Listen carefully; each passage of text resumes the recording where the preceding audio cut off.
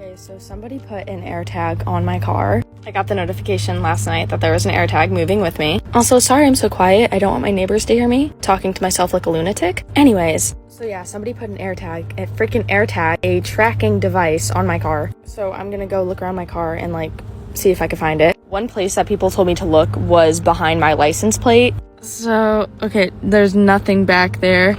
And if there was, it wouldn't even stay because my thing's not clipped down all the way. So, okay. I'm looking all around, like all of this, my tires, looking around. Like, am I windshield wipers? No. In the crevices, in the trunk latch. I'm literally sitting here looking inside every